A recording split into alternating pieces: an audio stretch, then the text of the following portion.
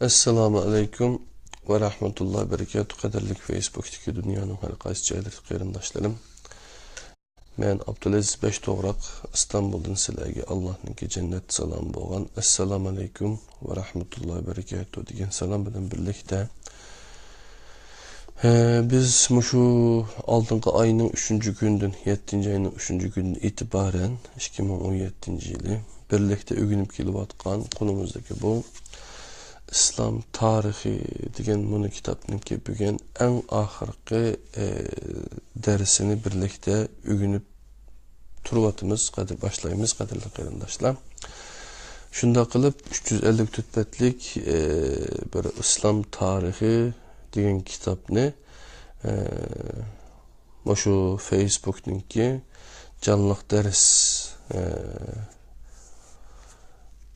nimesi arkalık, programısı arkalık birlikte ügünüp ötken boldak. İnşallah nurgulun qeyrindaşlarının ki bunundan istifade etkenligi, yani paydalanganlığını, menfaat ağanlığını doğrusu da qat'iy bir şek şübhem yok inşallah.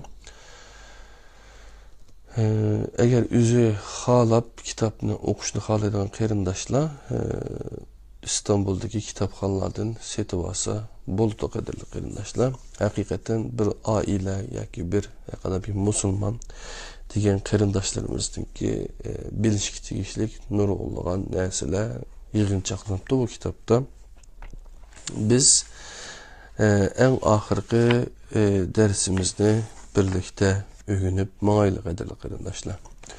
Yani 334. betten 354. betkiçe 20 betlik mezmun bir saatki yakın vakit davamlaşı mümkün. En ahirki sebelerini yine sizlerden ödünümen. 9. babda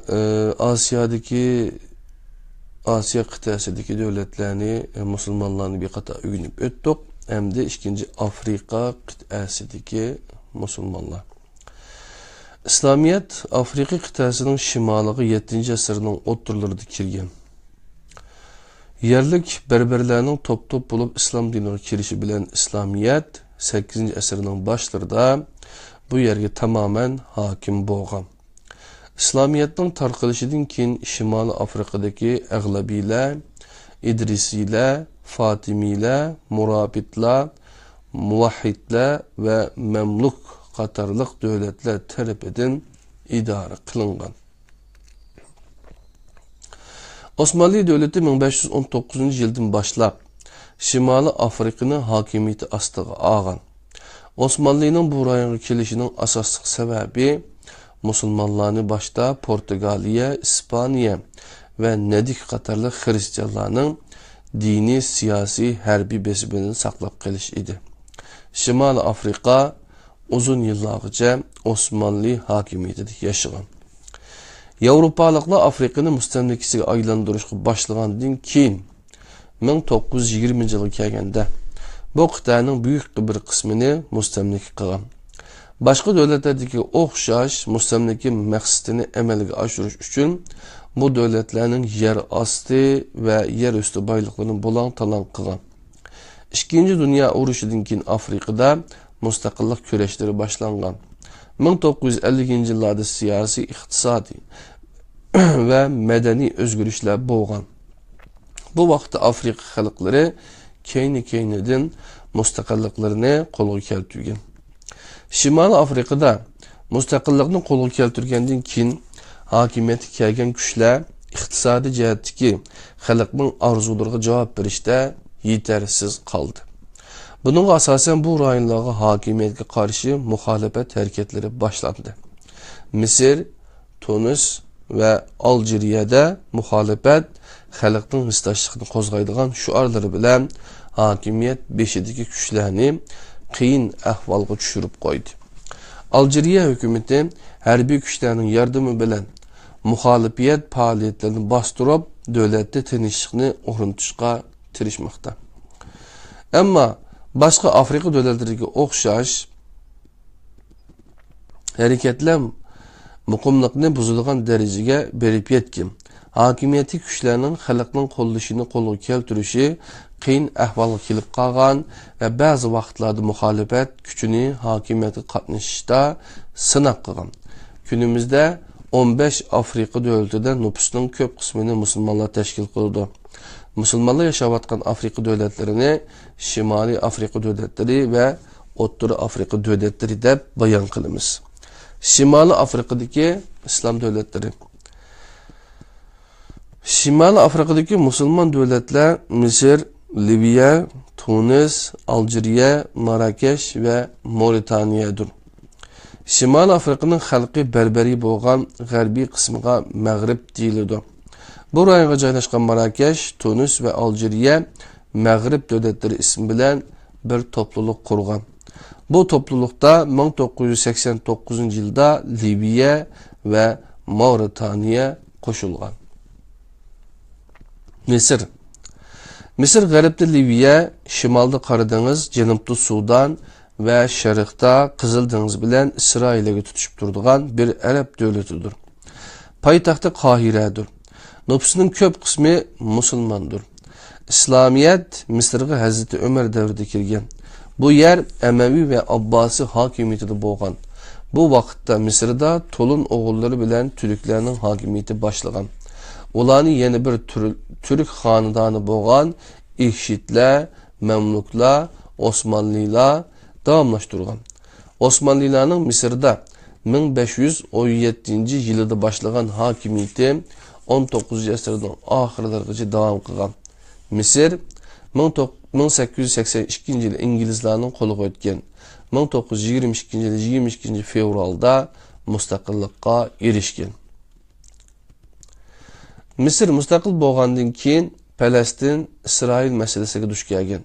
Misr İsrail bilan 1948, 56, 67 ve 1973 yıllarda urushgan. Bu urush jarayonida ba'zi zaminlardan ayrılgan. 1979 yılı Camp David'de tuzilgan kelishim bilan İsrail işgal qilib olgan zaminlardan chekinib chiqqan. Misr tiz taraqqiy qilayotgan davlat. Shundaqla Arab dunyosining bilim ve medeniyet merkezidir. Devleti köp partilik demokratik tüzüm var. Mısır'ın resmi tili Arapça, pol birliki cüneyhtir. İktisadi yezigilikni asas kılıdır. Emri Liviya, g'arbda Aljeriya, janubda Niger ve Çad, şarq şimalda Sudan, şarqda Misr ve şimalda Akdeniz bilan tutuşup durdu. Bu topraklar 647 yılda Hazreti Osman tarafından fethi kılıngan. 1551 yıldan 20. əsrinin başlarıgacha Osmanlı'nın hakimiyetinde qalğan. Liviya 1912 yılı İtaliya tarafından işgal kılıngan. Liviya'nın paytaxtı Tripoli, resmi tili Arapça, pul birligi dinardır. Xalqning %97'si musulmandır. Qurg'oq iqlim hakim bo'lgan Liviyada yeterlik yezigilik mahsulotları ishlab chiqarilmaydi. En mühim kirim mənbəsi neftdir. Liviya 1969 yılı Muammer Kaddafi rəhbərligidəki yaş ofisirlarının hərbi özgürüş bilen hakimiyetini tartıb alğan. Kaddafi bir taraftan radikal Arab millətçilik siyasətini icra qılsa, yeni bir taraftan banka ve neftlarını dövlət iqtidarçılığı ötküzüb, G'arb ve qoşun dövlətlər bilen uruşqan. Mısır'ın İsrail'e bilen yakın münasebet orun düştü peyilden bu devlet bilen münasebeti buzulgan.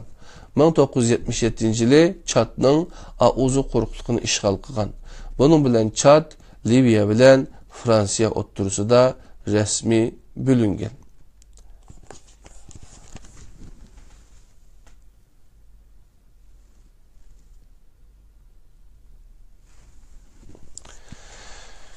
Mən 1948 yılı Fransa'nın bu yerden çekinişi bilen Liviya işki rayonlarga qarab besip girişki başlagan. Bunun bilen Fransa ve Amerika Liviya'ya hücum qilgan. Amerika 1986 yılında Liviya'ni bombalagan. Çad, Amerika ve Fransa'nın qo'llashiga erishib 1987 yılı da Kaddafi'ni mağlup qilgan. Bunun bilen urush to'xtatilgan. 91 yılı Çad bilen Liviya o'tturusu da bexatarlik kelishimi tuzilgan.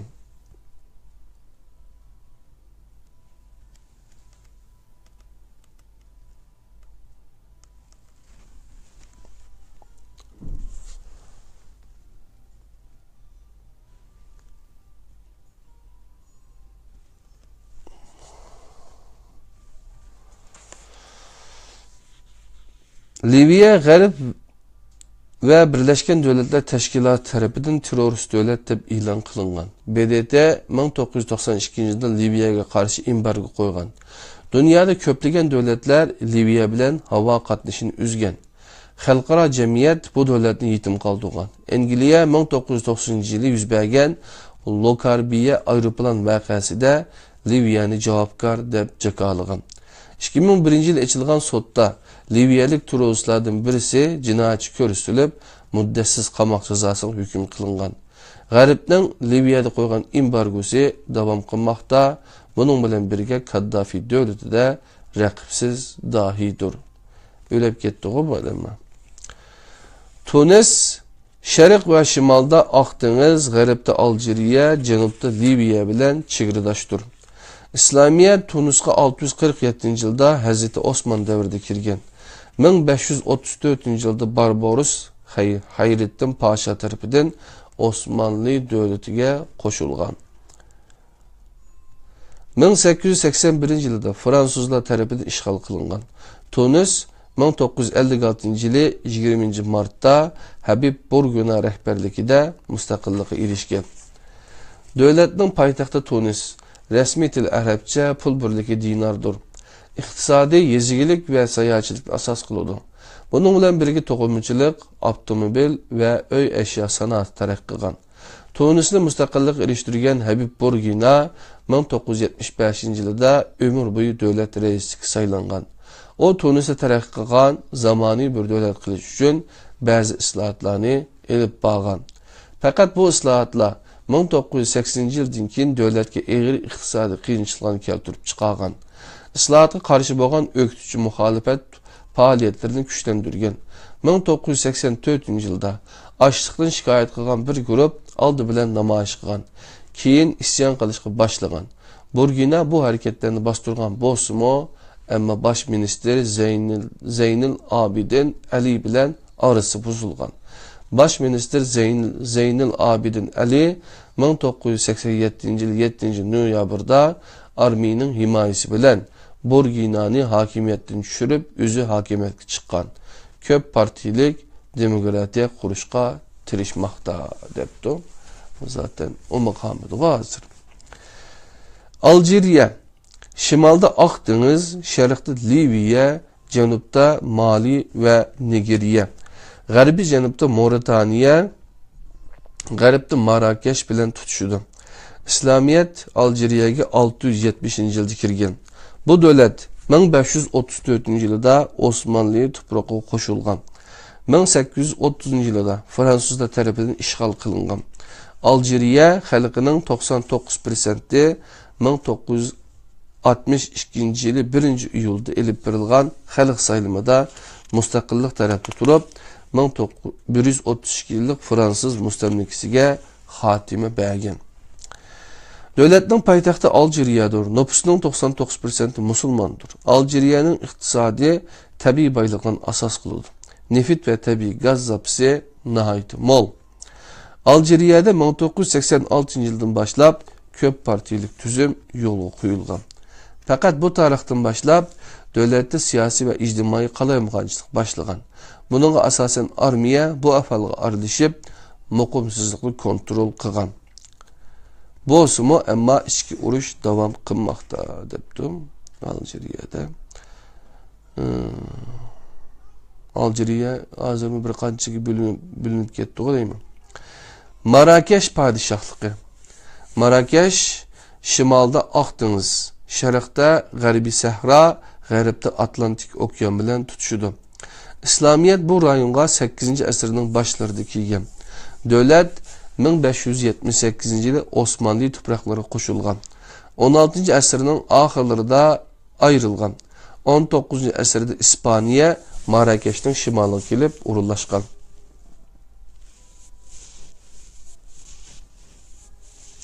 (1912 yılda Marakeshning janubi Fransiya, shimolini İspaniya ishg'ol qilib olgan. Marakesh 1912 yılı Marakeshning janubini Fransiya, shimolini İspaniya ishg'ol qilib olgan. Marakeshliklar 1956 yılda mustaqillikni e'lon qilgan. Devlet siyasi partiyalar bilen birlikte padişahlık tüsüm bilen başkurulmakta. Marrakeş'nin payitaxtı Rabat, pul birliki dirhemdir. Xalqning 99% musulmandır. İqtisadi cihati yezigilik mahsulotları özüge yetadigan nadir Afrika devletidir. Dünyanın en köp fosfat zapısıga egidir. Marrakeş'te sanaatmo terakki kılmakta. Mauritaniya İslam Cumhuriyeti.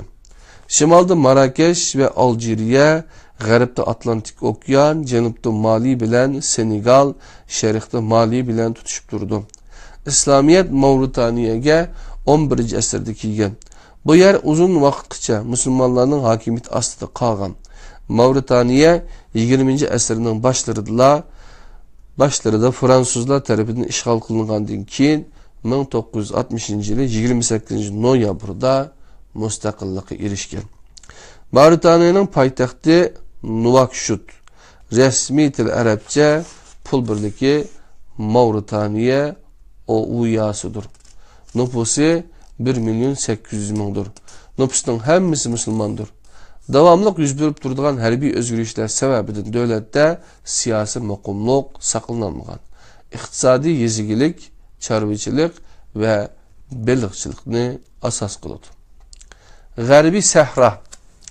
G'arbiy Sahra, G'arbiy Shimolda Atlantik Okyan qirg'og'ida 267.000 kvadrat kilometr bir tuproqqa egidir.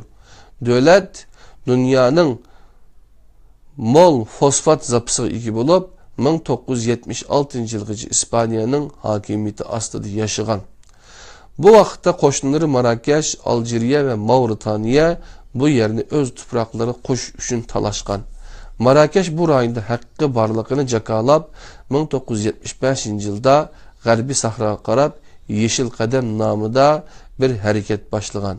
1976 yılı İspanya G'arbiy Sahrodan chekingandan keyin Marrakesh bu yerini öz zuminiga qaytib olishga tirishgan.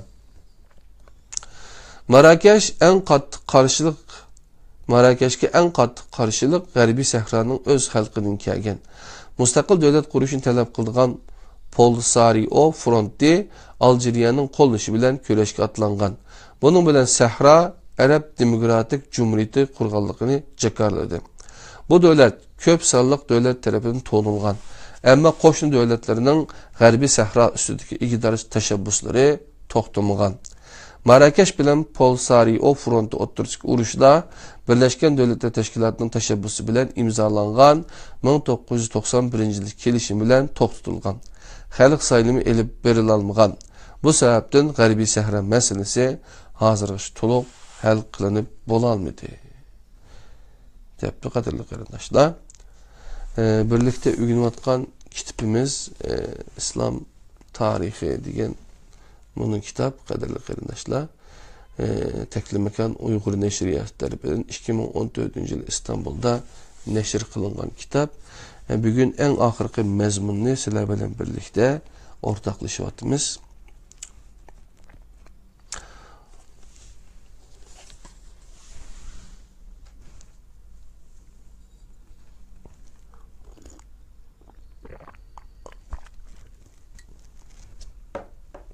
O'rta ve Janubiy Afrika devletleri deganga keldik. İslamiyet O'rta ve Janubiy Afrikaga 8. asırda musulmon savdogarlar ve dengizchilar orqali kirib, tezlikda tarqalishga boshlagan. Tarixda qora tanlik musulmonlar O'rta ve Janubiy Afrikada ko'plagan davlatlarni quvgan. 19. asırda Angliya, Fransiya, Gollandiya, Germaniya ve Portugaliya ve Belgiya qatorliq G'arb mustamlakachi davlatlar bu rayonning ko'p qismini ishg'ol qilgan. O'rta ve Janubiy Afrika xalqlari dunyodagi millatlarga o'xshash mustamlakachilarga qarshi kurash qilib, 20. asrning ikkinchi yarmida mustaqilligini qo'lga keltirgan. An'anaviy odatlariga bog'liq bo'lgan Afrika xalqlari Yevropalik mustamlakachilar ve missionerlarning besimiga qaramay, milliy ve diniy kimliklerini qo'g'dashga tirishmoqda. O'rta ve Janubiy Afrikada yashayotgan xalqlarning 2 qismini musulmonlar tashkil qiladi. Musulmonlar ko'p sonda bo'lgan davlatlar Burkina Faso, Djibouti, Chad, Gabon, Gambiya, Gine, Liberya, Mali, Nigeriya, Senegal, Somali ve Sudan qatarlıqlardır. Müslümanlar az sonliq bo'lgan davlatlardan Benin, Etiopiya, Fildişi, Gana, Gine-Bissau, Kamerun, Kenya, Kongo, Mozambik, Sierra Leone, Tanzanya, Togo, Uganda ve Zaire'dir. O'rta ve Cenubi Afrika devletlerinin asas meseleleri tüvendikçe. Yani bu devletlerden ben şu iki devletki biriptime kadarlık arkadaşlar. Birisi beşeri Gana'ga vardık. Onun dinkin Liberya diyen devletki vardık. Şu un satımız, xeyirler bilen görüşümüzde. Günümüzde bu rayındaki devletlerin asaslık meseleleri iktisadi namratlık, çigra meseleleri, kabile uruşları, harbiy özgürlüş, nüfus köpüyüşünün tezliki, kurgaklık ve açlıktır. Yukarıda kırınçlıkla bolsumu, ama Afrika kıtasının mol yer astı baylığı ve insan gücü bu meselelerini hal kılalaydı. Bu devletler siyasi müstakillikni qo'lga keltirgan bolsumu, ama iktisadi cihetten nihayet acizdir. Çünkü tabii baylıkları mustamlikichi kuchlar tarafidan bulang-talang qilingan. Yangi davrda iqtisodiy taraqqiyotni qo'lga keltirish uchun tirishmoqda. Bu öz ahvoliga uyg'un siyosiy va iqtisodiy sistemalarni qurish bilan amalga oshirilaydiganligi mumkin ko'rilmoqda. Afrikaning eng cho'ng masalalaridan birisi ochliqdir. Masalan, 1973, 74 ve 1985-86 yıllarında keng xalq ommasini tahdid ostiga olgan. 200 milyon xalq ochliq girdobiga duch kelgan. Ochliq ve iqtisodiy qiyinchiliklarning oldini olish uchun yerlik hokimiyat ve Birleşken Devletler Teşkilatı tirishchanlik ko'rsatmoqda. Sudandagi shimol-janub to'qinishi. O'rta Afrika'nın en büyük devletlerinden birisi olan Sudan'da, şimalda Müslüman Araplar, Cenub'da Hristiyan ve Anmis Nigirler yaşamakta. Sudan 1956 yılda müstakilliğe erişiş bilen Cenub'daki Nigirler bölgünçülük faaliyetleri bilen şug'ullanishga başlagan. Ular Cenub'daki neftni şimalga oqqizishni bir jihatdan mustamlika deb qaragan. 1983 yılda Merkezi hükümetinin Cenub'ni 3'ge ayırışı bilen kurallık dokunuş başlangan. 1985 yılda Sudan'da yüz bergen açlıkta Cenub köp ziyan tartkan. Bu ahval içki uruş sürütünü tizlatkan. Sudan hükümeti 1988 yılda isyancılar bilen tinişlik imzalagan. Bunun bilen birlikte devlette siyasi ve ictimai mukumsuzluk devam kılmakta. Bu devlet işkiga bölünüp ketdi deb bilmem. Bu 2000 bunun 5-10 yıl bo'lmadi texin. Yani 5-6 yıl bo'lganda Cenubi Sudan ve Sudan deb işkiga bölünüp ketdi. Eritreya ve Etiopiya kelishmasligi. Etiopiya in Habeşistan Peygamber Aleyhisselam davrida Müslümanlar Mekke müşriklerinin zulmünden kurtuluş için iltica kılgan bir devlettir.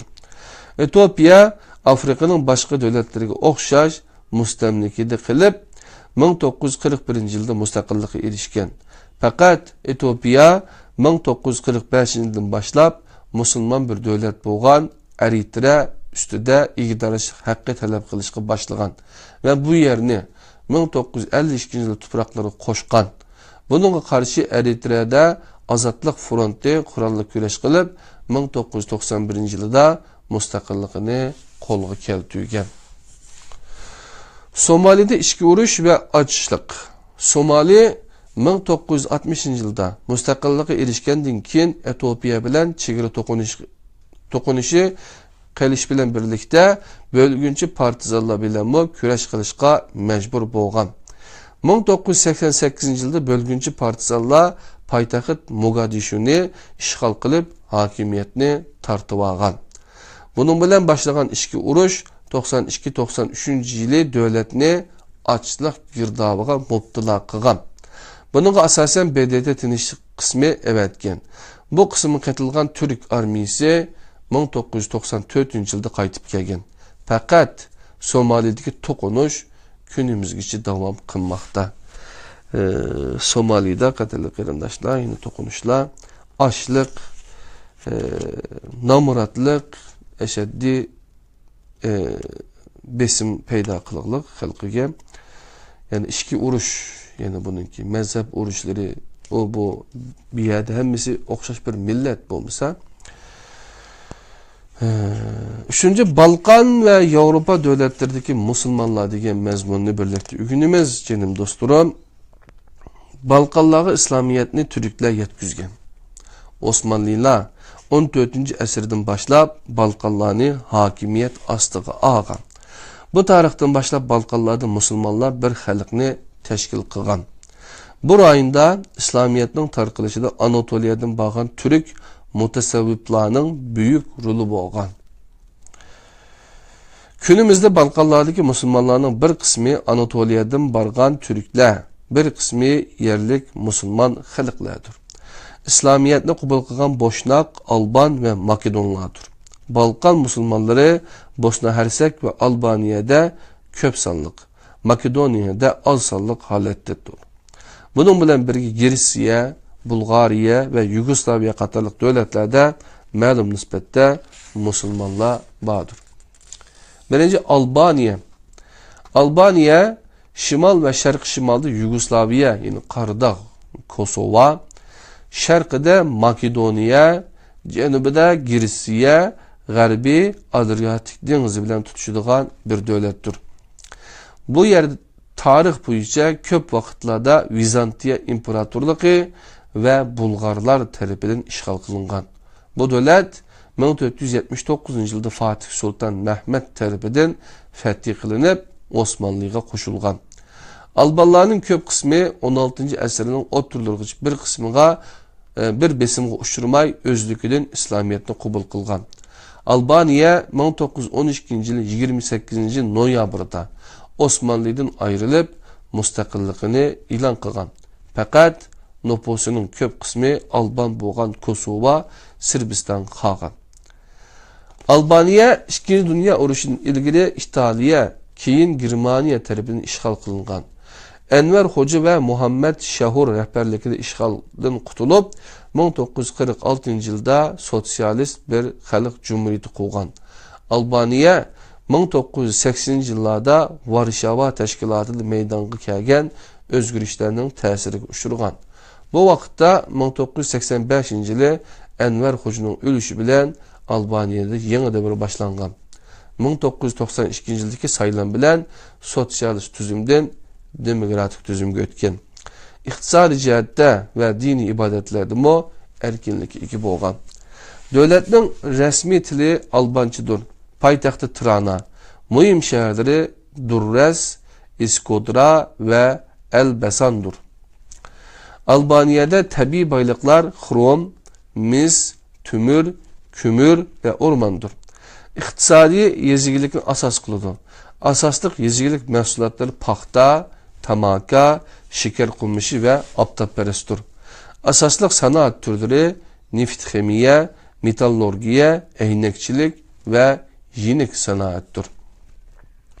Türkiye bilen uzun tarix, ictimai ve medeni ortaklığı ega.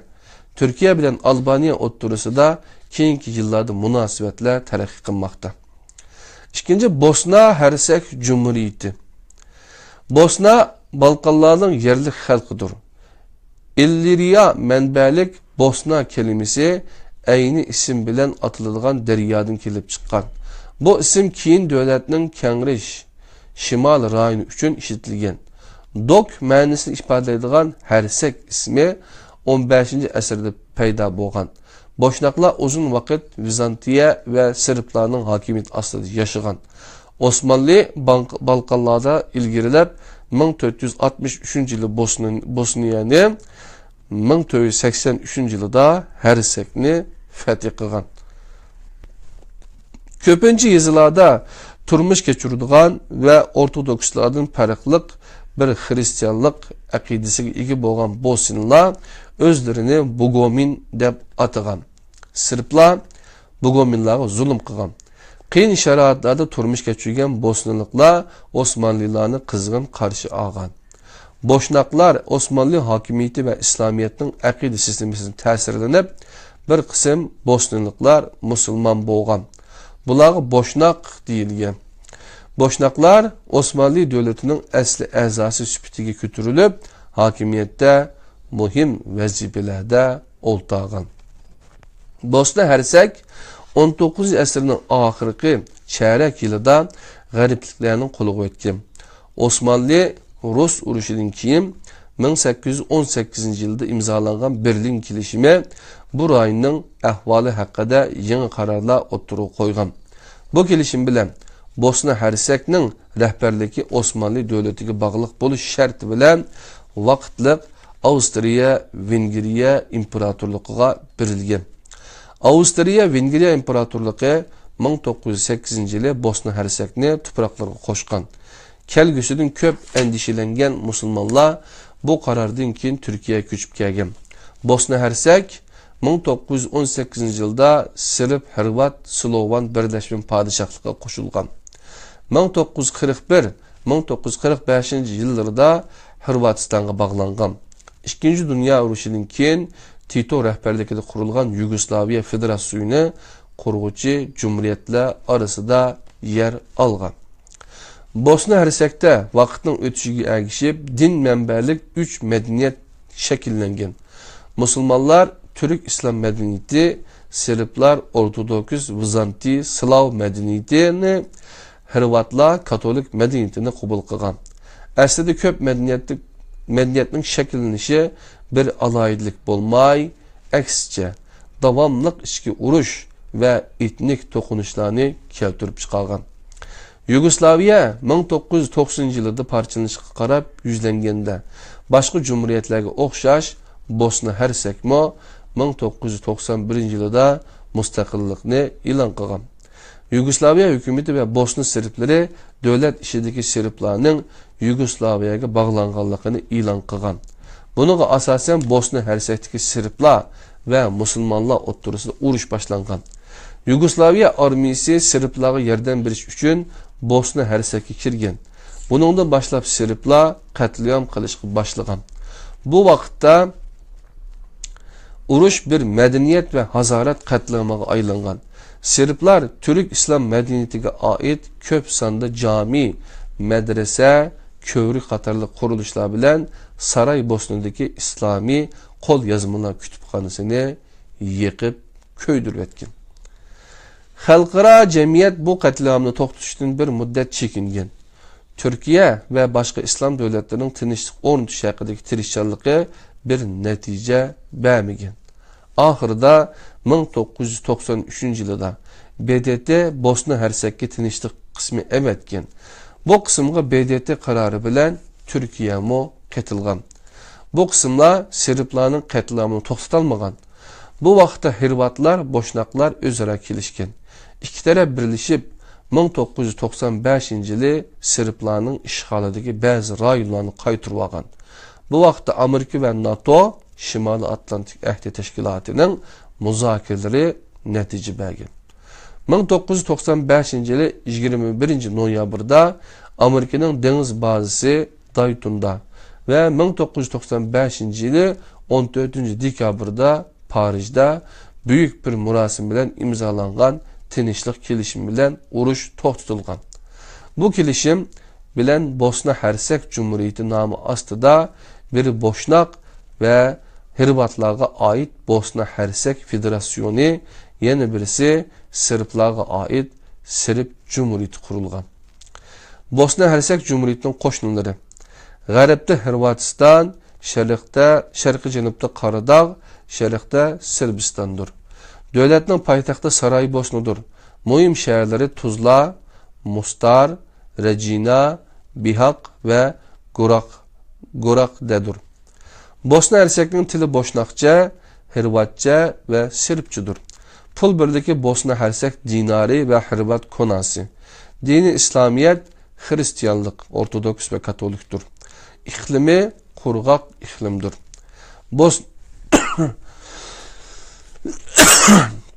Bosna Hersek'nin tabi baylıkları taş kömür, mermer, qoğuşun ve mangandır.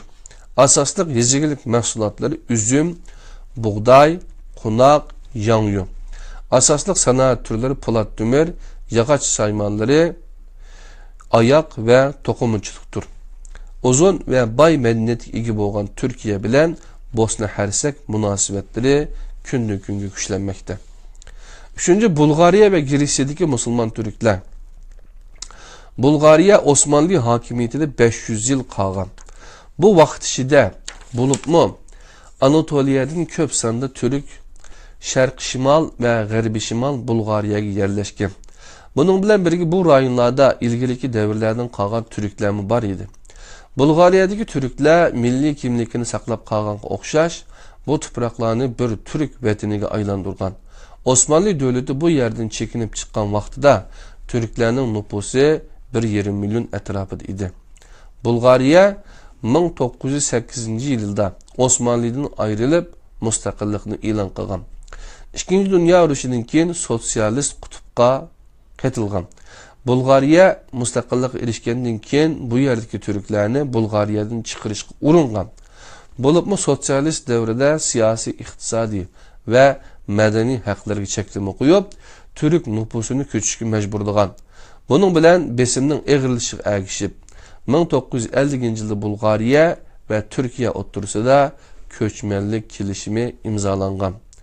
1968 yılı kadar 20 milyondan ko'p Türk Türkiye'ye ko'chib kelgan.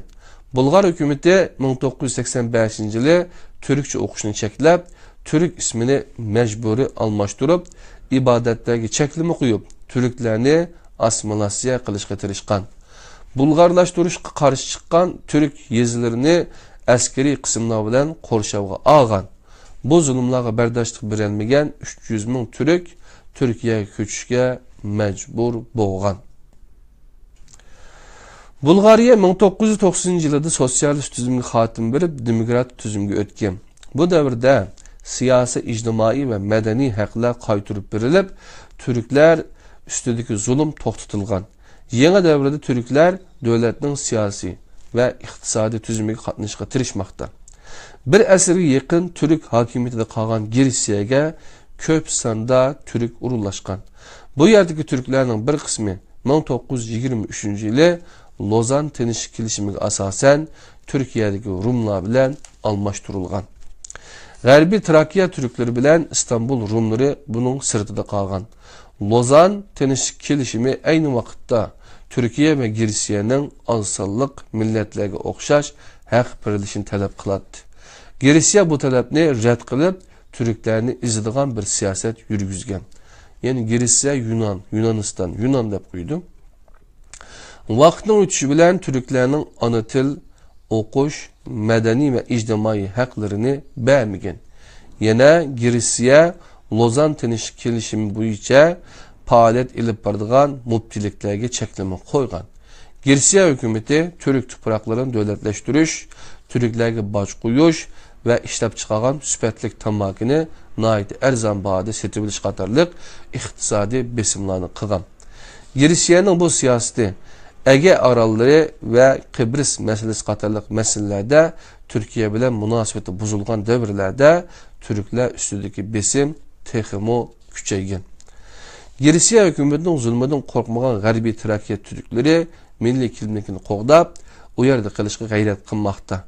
Günümüzde bu rayondagi Türkler Gümülcine, İskence ve Dimatokka qatorliq mubtiliklar bilan xizmat qilmoqda. 4. G'arbiy Yevropada yashayotgan Türk ve Müslüman xalqlar degan mazmunni birlikda o'rganib o'tamiz. En ahirki dersimiz qadrli qarindoshlar İslam tarixi degan bu kitap. Bu kitap qaraganda bu belkim şu 2000 yılı etrafida yozilgan 2000 yılı etrafında yazılgan bir kitap okşaydı. Tercüme 2014 yılı kılınıp neşir kılınıp diken kadirli kıyırındaşlar. Onun yankısı zaten nuru kulluğun özgürlüğüyle alıp gitti bu topraklarda. Dördüncü G'arbiy Avrupa'da yaşavatkan Türk ve Müslüman halklar. Günümüzde G'arbiy Avrupa'da milyondan köp Müslüman yaşavatıdı. Bularning bir qismi chet ellik, bir qismi yerlik musulmonlardir. Ko'pinchisi burunqi mustamlaka qilingan islom davlatlaridan o'qish, ish va xizmat qatorliq sabablar bilan kelgan chet ellik musulmonlar fuqarolikka o'tib bu yerlarga yerlashgan. Buning bilan birga turklarga o'xshash ishchi bo'lib qolgan musulmonlar bor. G'arbiy Yevropadagi musulmonlarning bir qismi yerlik yevropaliklardan tarkib topadi. İslamiyet G'arbiy Yevropaga tezlikda tarqalmoqda. Her yili ko'plagan insonlar islomga kirmoqda. Umumiy jihatdan bu davlatlarda yashayotgan musulmonlar iqtisodiy va madaniy jihatdan taraqqiy qilgan. Yashayotgan davlatlarning o'ziga bergan erkinlik muhiti ishida diniy va milliy kimliklarni qo'g'dash uchun har xil tashkilotlar atrofida birlashgan. G'arbiy Yevropaning har davlatida musulmonlar bordir. Bulardan ko'p sonda musulmonlar yashayotgan Angliya, Fransiya va Germaniya haqida qisqacha to'xtalamiz. Angliyada yerlik va chet ellik bo'lib taxminan 1,5 milyon musulmon bordir. Chet ellik musulmonlarning ko'p qismi Pokiston, Bengal, Hindiston, Uganda, Kenya va Tanzaniyalikdir. Musulmonlar bu yerlarda dini jihatdan bir cheklamaga uchramay hayatını devam kıldırmakta. Fransiyada yerlik ve chet ellik 3 milyon musulmon bordir. Bu rakam bilan musulmonlar davlatda ikinci büyük dini grubunu teşkil kıldı. Chet ellik musulmonlarning ko'p qismi Algeriya, Marakesh, Tunis, Yugoslaviya ve Türkiye'likdir. Fransiyaga her yılı taxminan 20 ming musulmon kelmoqda. Germaniyada yerlik ve chet ellik 2 milyon musulmon bordir. Musulmonlarning 1,5 milyonu Türktür. G'arbiy Germaniya 2. Dünya urushidan keyin Türkiye ve Şimali Afrika davlatlaridan ko'p sonda ishchi qabul qilgan. Ikki Germaniyaning birlashishi bilan turklarga ish tepish tasga tushgan va irqchi hujumlarga uchragan. Bunun bilan birga Germaniyada yashayotgan turklar ana vatani Türkiye'ye bo'lgan sevgi ve milliy kimlikni qo'g'dash uchun ko'p sonli tashkilot etrafida to'plangan. Qadrli qarindoshlar, shunday qilib Balkanlar ve Yevropa to'g'riliq so'zlanib o'tdi. Hamda 4-si Amerika qit'asidagi musulmonlar degan mazmun bilan 5-ci Türkiye bilan islom davlatlar o'rtasidagi iqtisodiy munosabatlar to'g'riliq o'rganib o'tsak bu kitobni tugatgan bo'ladi ekanmiz. Amerika qit'asidagi musulmonlar. Amerika qit'asi yangi keşif qilinganına qaramay bu yerlarga islom kelgan. Musulmonlarning Amerika bilan bo'lgan munosabati qadimki vaqtlarda boshlangan. Andaluslik musulmon dengizchilar 1150-yilda bu qit'aga yetib kelgan. Amerikani keşif qilish jarayonida tajribalik musulmon dengizchilardan foydalangan. Amerikaning 1897-yildagi mustaqilligini Mag'rib to'nigan. Amerika qit'asida musulmon xalqlarning shakllanishi 16-asrning boshlaridan boshlangan. Andalusda İspaniyaliklarning ig'ir zulmiga uchragan musulmonlarning bir qismi Amerikaga borgan. Bunun bilan birga 17 va 18-asrlarda Afrikadan ko'tarilgan qullarning ko'p qismi musulmon bo'lgan. Aynı şekilde Amerikaga 1850-yildan boshlab Türkiye, Mısır, Yemen ve Suriye'de musulmonlar ko'chib borgan. Günümüzde Şimali, O'rta ve Janubiy Amerikada milyondan ko'p musulmon yaşamakta. Şimali Amerika devletlerinden Kanada'da 120 ming atrofida musulmon bor. Aslida bu rayonda ko'p sonda musulmon yashayotgan davlat Amerikadir. Günümüzde Amerikada yerlik musulmonlar, qora ve oq terlik Amerikaliklar ve sirtdan keladigan musulmonlar bordir. Musulmonlarning umumiy soni 3 milyondur. Sirtdan kelgan musulmonlarning ko'p qismi İran ve Türktür. Kalganları başka devletlerden kelgenlerdir. Köp kısmı Paris ve Türktür. Kalganları başka devletlerden kelgenlerdir. Türklerin köp kısmı Brooklyn ve New York'ta yaşaydı. Türkler kadimki vakitlarda Amerika'ya kelgen. 1898 yıllarda köp sandı Müslüman Türk Amerika'ya kelgen. Amerika'daki yerlik Müslümanların köp kısmı Nigirlardır. Kol dep elip kelingen Nigirlarning bir kısmı aslida Müslüman idi. Bir kısmı keyin barabarlikni tavsiye qilgan İslamga kelgan. Janubiy Amerikada Müslümanlar bardır. Braziliyalik Müslümanların köp kısmı Palestin ve Livanlıktır. Argentina'daki 1,5 milyon Müslümanların köp kısmı Suriye'den köçüp kelgan. Yine bir taraftan Venezuela'da 50 bin etrafında Arap Müslüman, Atlantik Okyan kırgıqidagi Surinamda Hindonezilik Müslümanlar bardır. 5. Türkiye bilen İslam devleti oturuş iktisadi münasebetler. İslam Kurultayı Teşkilatı. İslam dini Müslümanlarını qerindaş görüp, özüra birlik işide buluşunu tavsiye kıldı. Bu faaliyetler Peygamber aleyhisselam hayat vaxtida icra kılınışqa başlagan. Türkler bu hemkarlıkni tarixten beri davamlaştırıp, Müslümanlarını birlik işide yaşatışqa muvaffaq bolgan milletlerden birisidir. Günümüzde İslam devletleri oturusida birlik ve hemkarlıkni amalga oshirish uchun tirishayotgan muhim teşkilatlardan birisi İslam Kurultayı Teşkilatıdır. Bu teşkilat İslam dünyasında birlik ve hemkarlıkni ta'sis qilish uchun 1971 yılı Ciddi şehrinde kurulgan. Günümüzde bu teşkilatın 55 azası var. Türkiye İslam Kurultayı Teşkilatı'na tuncu qatim 1975 yılı Taşqi İşlar Ministerliği seviyesinde katnaşkan. Türkiye bir yıldan keyin 1976 yılında bu teşkilatın İstanbul'daki yığınıga sahipxanlık qilgan. Teşkilatga resmi a'zo bo'lgan. Bu teşkilatның 1981 yıldaki yığınıga baş minister Bülent Ulusu, 1984 ve 87 yıllarga devlet reisi Kenan Evren katnaşkan. Bu vaxtdan başlap Türkiye en yuqori seviyede katnaşıqı başlagan.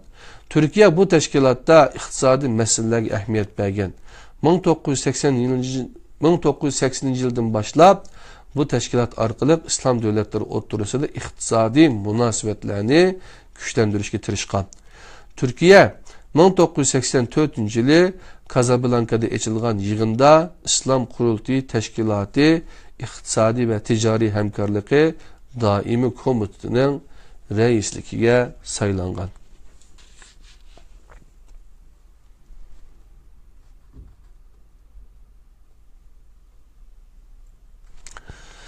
Karadeniz İqtisadi Hemkarlığı.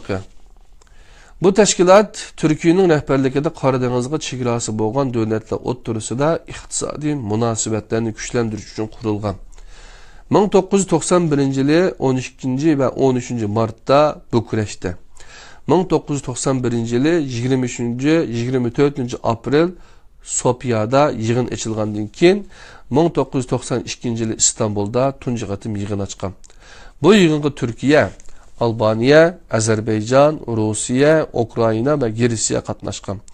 Yığında bu teşkilatga a'zo devletler oturusida katnaş, uçur, statistika, iqtisadi uçur, energiya, metalçılık qatarlıq sahalarda ve sayahat cihetlerde hemkarlaşış karar kılıngan. Bu karar a'zo devlet, hükümet yoki devlet reisleri tarafidan 1992 yılı 25 iyunda imzalangan bir kelişim bilen faaliyetke ötken. 8 ve 9 dekabr 1992 yılında Antalya'da açılgan Taşqi İşlar Ministerliği yığınında bu teşkilatның katibat başkarması kurulgan. Bu teşkilat bir müddet aktif faaliyet körüstüp, kuruluş məqsədini əməlgə aşırışqa tirişqan. Lakin keyinki yıllarda bu teşkilatның faaliyet canlılığı aktif canlılığını yoxuşqa başlagan. Bağdat Teşkilatı. Türkiye bilen Irak 1955 yılı 24. fevralda bir kelişim bilen bu teşkilatını quvgan.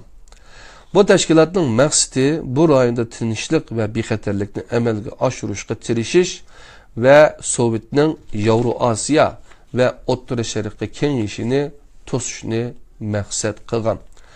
Bu təşkilatga keyin İran, Pakistan və Angliya a'zo bo'lgan.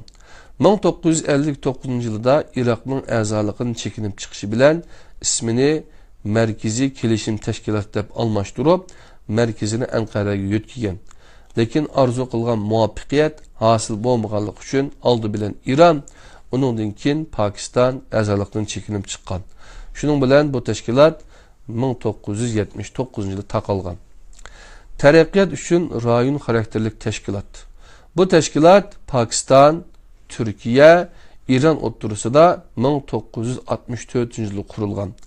Bu tashkilot siyosiy aloyidlikni talab qilmay, iqtisodiy hamkorlikni kuchaytirishni talab qilgan. İran 1979 yildagi inqilobdan keyin bu tashkilotdan ayrilgan. 1982 yilda bu tashkilotning faoliyatlari to'xtagan. İqtisodiy hamkorlik tashkiloti. İqtisodiy hamkorlik tashkiloti Türkiye, Pakistan ve İran tarafidan 1985 yilda qurilgan. Maqsadi a'zo davlatlar o'rtasida iqtisodiy, texnik ve medeni sohalarda hamkorlashishdan iborat bo'lgan. Merkezi Tehran'dır. Bu teşkilatga Sovet İttifaqının parçalanışından keyin Azerbaycan, Türkmenistan, Özbekistan, Qırg'iziston ve Tojikistanning qo'shilishi bilan texmo kuchlangan. Qadrli qarindoshlar, shunda qilib 52 minut vaqtimiz ketibdi bu darsni birlikte o'rganganga. Yani en ahirki ders dedik 354. bette qarasanglar kitap ne tügettik. Elhamdülillah. Elhamdülillahi Rabbil Alemin. Yani bizning musulmonlarning keyin islomning tarixini o'rganishga biz bu kitobni birlikte o'qishga 7. ayning 3'ü başlaptık. Bugün mene 8. ayınınki 29 ma 30 mu bugün. Bugün tügütüptük qadrli qarindoshlar. Bunu bizga tügütüşke nisb qilgan Allohga cheksiz hamd sanolarni aytamiz. Bu kitobni yozib bizga qoldirgan yozgan professor doktor Muhammed Özdemir, professor doktor İbrahim Sarıca, professor doktor Seyfettin Ershahinlarga ve bu kitapның ro'yobga chiqishiga turkchisininki nashr qilgan shu nashriyatga ve Uyg'urchaga tarjima qilgan bir qarindishimizning ismi bor ekan. Buni tarjima qiluvchi Abdurahman debdi. Men tunimaydi ekanman, lekin nihoyatda yaxshi ishdan birini qilibdi bu qarindishimiz. Ondan keyin Taklimakan Uyg'ur nashriyati Abdujalil Turan akamiz. Onunga men rahmetimni bildirmem. Allah ulardan razı olsun. Onundan keyin mushu darsninki mujudga chiqishiga maslahatchilik qilgan Batur Qarxalli qarindishimizdan va Allah razı olsun. Bu dersni 26 dersni üzmey tinglab kelayotgan qarindoshlarimiz bor. Ulardan Allah razı olsun. Hammalarning inşallah İslam tarihi bunun bilan tugab qolmaydi. Bu belki 2005 yili yazılgan kitap bo'lishi mumkin. 2014 yılı yani Uyg'urchaga tarjima qilinibdi. Ammo nurg'unlagan undan keyin dünyada nurg'unlagan o'zgarishlar bo'ldi. Bular Yevropadagi bu Balqonlarda, undan keyin O'rta Sharqda, undan keyin Arab bahori deb bir nimalar bo'ldi. Ular hammasini bilasizlar qadrli qarindoshlar. Bununla ait tarixlardanmı xabardor bo'lishimiz kerak edi.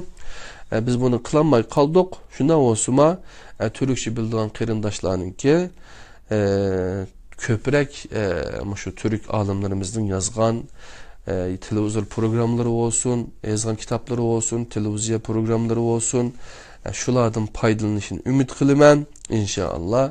Balkim bunun ayığımı başka bir kitap bulup çıkıp gelişim mümkün. Şunu tilakdaşlık bildirimiz. Belki Muşu İslam tarihi diyen kitapның ki ahirki nusxasını yazgan buluşumu mümkün bu ustazlar. Kaldısı İnşallah yine yeni derslerde yeni tarixlerimizni texim yaxşı öğrenişimiz üçün paydalanılan kitaplarda sizler bilen birge buluşni arzu kılıman. Ben bu işni kılganlığım üçün Allah'tan çeksiz minnetdaman. Bana muşundaq bir imkaniyetni bergeldi ki tinimizden sak boğan haletli de elhamdülillah üzdüymey muşu işini kılışımga şarait yaratip bergen ailem bolsun, beni kollap kuvvetligen başka kırındaşlar bolsun. Hemminlerge rahmet eytimen. İnşallah bu derslerini başka kırındaşlarla paylaşıp koyuşunlarını ümit kılımen. Belki Facebook'ta İslam tarihi de bir bet içim mümkün. Aşağıya bununki MP3 ve YouTube animelerini, ulamalarını bir işim mümkün. İnşallah şeyden paylansanlar. Bunu da anda olsa kitapni setip alaman desenler, men dünyanın her kandak yerine ivetip bersem bunu da eğer de Türkiye'den, İstanbul'dan setip alay desenler, her iki kitapxanada kitapın bahası birisi de 17 lirayken, yeni birisi de 25 lirayken kadarlı kırındaşlar. Üzerine halka yerden setip alsanlar bunu da. Esselamu Aleyküm ve Rahmetullahi Berekatuhu. Allah'ın özüge amanet bulunlar. Kilovatkan kurban heytinlağa mübarek bolsun. İnşallah yeni bir derslerde görüşüge Allah nasip kılsın. Esselamu Aleyküm ve Rahmetullahi ve Berekatuhu.